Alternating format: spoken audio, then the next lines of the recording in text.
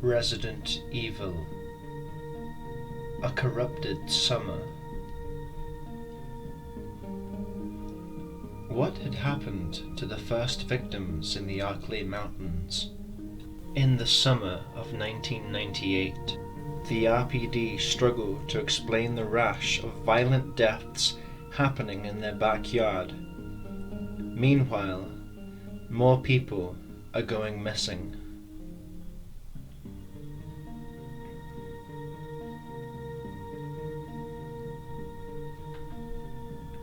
Chapter 1. The Wind Cries Mary. The woods will never tell what sleeps beneath the trees, or what's buried beneath a rock, or hiding in the leaves. 'Cause roadkill has its seasons, just like anything. It's possums in the autumn, and it's farm cats in the spring. June 15th, 1998. Gordon's Creek. The sun winked a heliograph off the water. A red and white bobber plopped in. It broke the glassy sheen into a rippling bullseye and spurred the dormant whirligigs into action. The undulations tapered, and once again the water was mirroring the cloudless sky in shades of earth. The man at the other end of the fishing line sat on his crumpled lumberjack shirt. He twitched the cheap fishing pole from one hand to the other. The afternoon sunshine hammered on his bare shoulders, continuing to bake his skin a darker shade of shoe leather brown. He tilted his head to the sky, closed his eyes and took a deep breath through his nose. The smell, a slight musk coming off the water, the sounds of creaking trees, of cicadas calling to each other in their alien language, the feel of the cork handle in his calloused hands, and the sun-baked mud under his makeshift cushion. These things were the few constants in his life, and he cherished them like very little else. And he was taken back 30 years, to when he was a young boy pulling perch and sunfish out of the brown water, his father at his side, stoic and broad-shouldered, smoking an unfiltered cigarette and reading a dog-eared paperback. A slight breeze kicked up, pleasantly cooling the sweat on his shoulder blades. Somewhere behind him, Maddie trudged graceless through the bracken. The pond, fed by Gordon's Creek, hidden in the Arklay forest, a secret Eden whose location was known only by a surveyor for Lynn Gordon Mining and his 4 sons. Darius Connor opened his eyes. He was crying. It happened a lot lately. A branch cracked a few feet away. He heard Maddie giggle as she approached him. He blinked the few tears away. The pond, known by his 4 sons and 1 granddaughter. "Hey, kiddo." He swung an arm out and caught her at the waist, drew her closer. "I was trying to sneak up on you," she explained, smiling. He smiled and laid the rod aside. It was too hot, the fish weren't biting, and looked up at the skinny girl with mousy brown hair and glasses. Her gingham top was flecked with dead leaves and burrs. Clumsy, like her old man. "Well, you'll have to try harder than that." He looked down and blinked away another tear. "Your pop's clever like a fox." He tickled her sides with his other hand.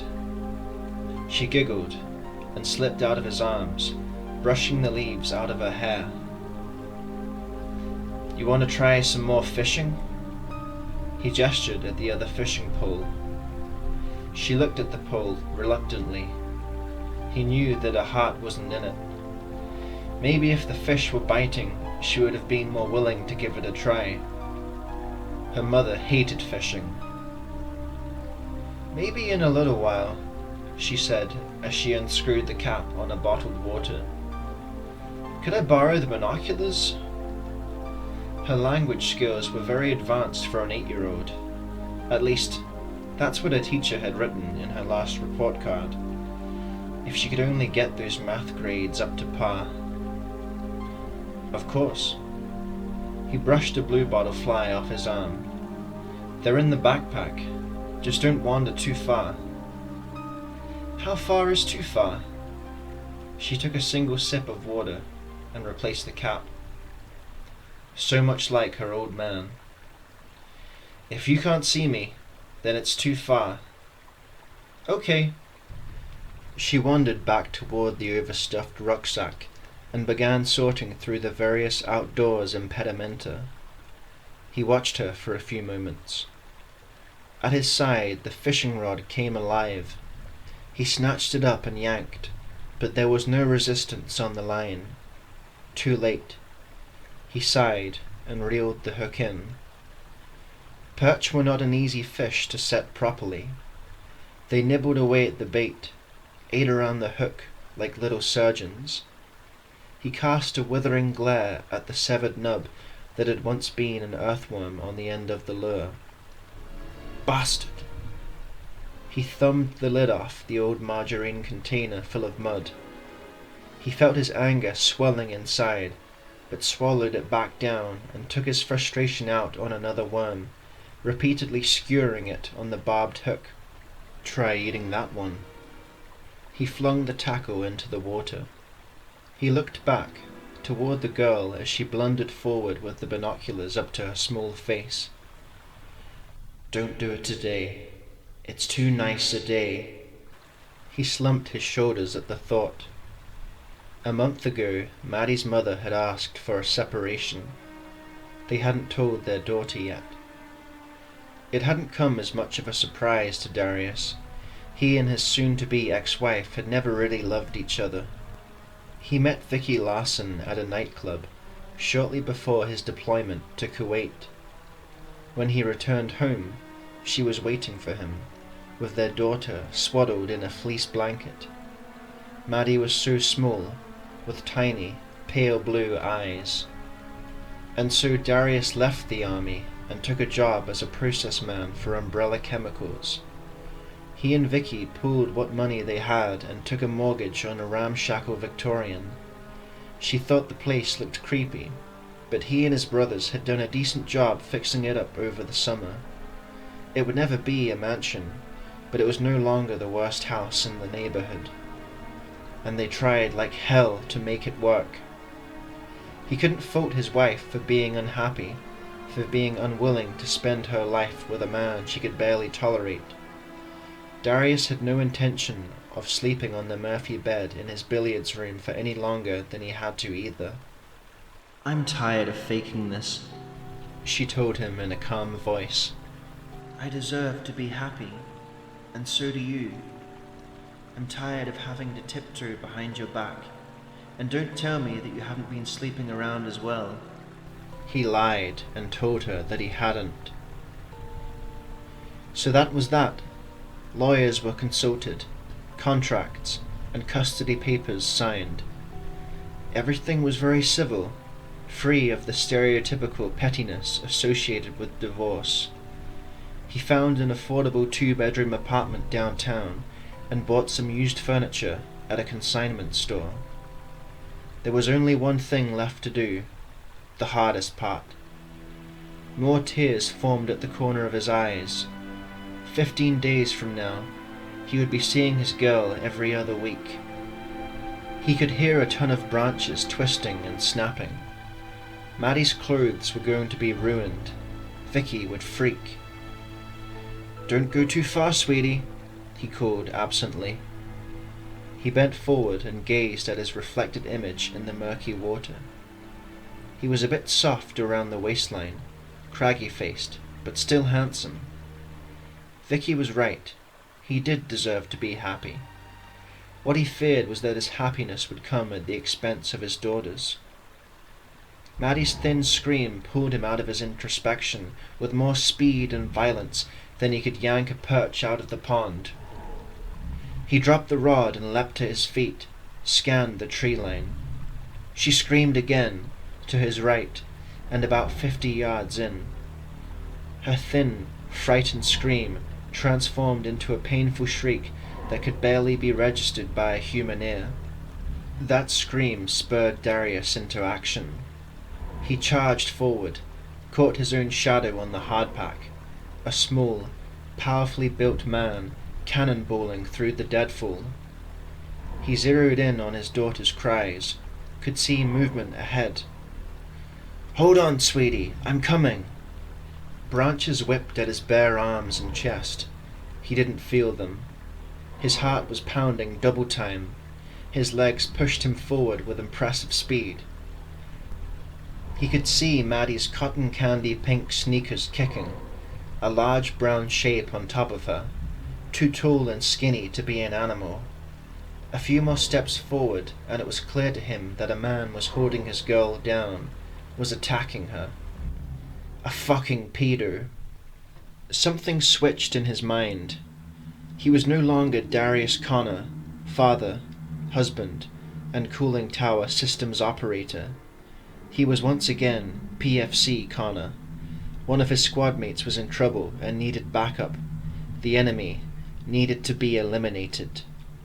With soldier's efficiency, he darted a hand into his back pocket, found his buck knife, flicked out the 4-inch blade. He had taken a life during the Gulf War. He had no doubt he could do it again. "This guy's dead." "Get off of her!" he shouted at the attacker, a thin man dressed in a filthy brown sport coat and corduroy pants.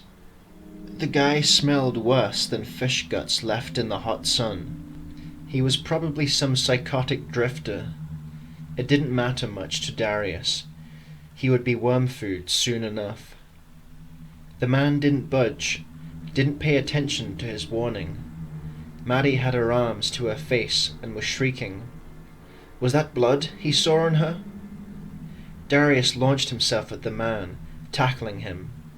They both tumbled off of the girl, the derelict ending up on top of him. It was then that he realized there was something wrong with this attacker. From an early age, he wrestled and fought with his brothers. He had taken hand-to-hand training in the army. It never felt like this. This guy felt wrong, cold and hard, like the rubber on a tire. And that smell. The drifter's hair fell away from his face. For the first time Darius had a good look at the man, and it froze him solid. During the war, he and his platoon had come across an Iraqi T-62 that was hit by an A-10's cannon. The commander and radio man were blasted from the wreckage, laying in the sun for days, staring at the sky with hollow eye sockets and wizened faces. This man in the woods looked exactly like those corpses, except he was alive. Wasn't he? He, or perhaps it, unhinged its jaw and bit down on Darius's forearm. He didn't register the pain. PFC Connor was engaging the enemy, whatever his enemy was. He still had the buck knife in his other hand and began stabbing at the diseased man on top of him, aiming for the chest. Again and again, he thrust the knife forward. Each time he heard a slight thunk as the blade hit his ribcage. Strangely, his attacker didn't react to the fact that he was being gutted, and Darius was too busy to realize that the man wasn't bleeding. Body blows weren't doing anything. The man was still clamped to Darius's arm. He balled his hand into a fist around the knife handle and punched the man between his shriveled eyes with every bit of strength he had. The force peeled a flap of skin off the man's forehead, and he was driven back with a mouthful of flesh from Darius's forearm. At his side, Maddie was still screaming. "Go back to the truck!" He twisted and hollered at her. "Run!" There was a massive pinch at the side of his neck. Oh hell! Before he had time to react, the living corpse had clamped his jaws somewhere in the neighbourhood of his carotid artery and ripped it open. Darius was still too wired on adrenaline to feel much pain, but as he felt the hot, thick blood spilling down his side, he knew he didn't have much time. He had to kill it first, had to make Maddie safe. Run! He drove the blade's entire length into the man's throat. He was feeling lightheaded. Things were slowing down. Run!